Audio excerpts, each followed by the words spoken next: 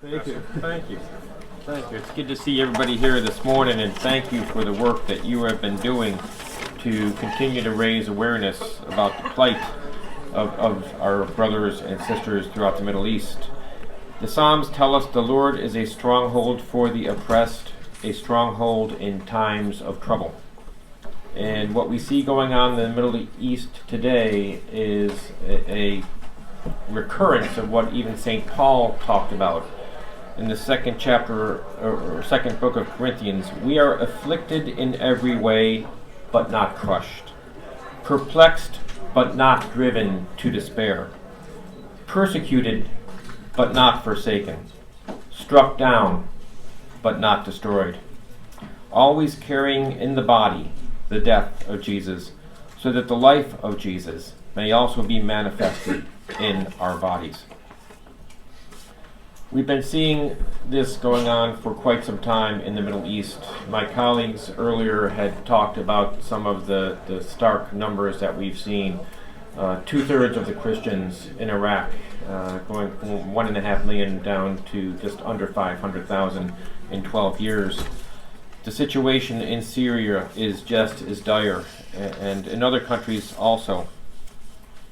And we look at ISIS and what ISIS has been doing. In just this month, they published a photo report showing dozens of Christians signing a DIMA contract requiring that they pay a poll tax, that they abide by Islamic rules, and that they refrain from certain activities. And just a clear violation of basic human rights and the rights that we understand in our country.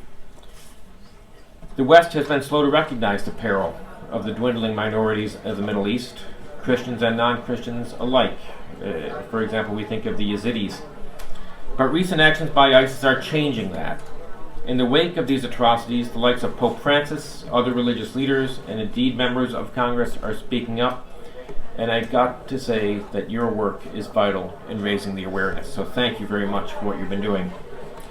Last Congress, I was proud to co-sponsor a resolution that we passed out of the House, H-Res 683, condemning the severe persecution that Christians and other ethnic and religious minority communities are suffering in Iraq, and calling for international humanitarian intervention to aid these groups.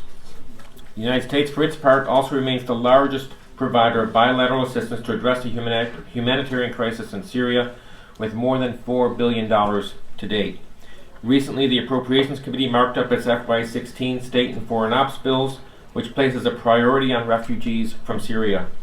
The bill provides increased funding for international disaster assistance, economic support, and for the migration and refugee assistance. The United States, the Department of Treasury's Office of Foreign Assets Control, has also instituted a comprehensive sanctions regime against Syria in response to the ongoing violence and human rights abuses that are taking place there. The U.S. has always championed basic human rights and religious liberty around the world. We need to stand in solidarity with our Christian brothers and sisters in the Middle East during these very difficult times, and use all the tools at our disposal to protect them. So I just want to encourage you to continue to educate members of Congress with respect to what you're hearing from your communities throughout the Middle East. Thank you so much for the work you're doing, and God bless you.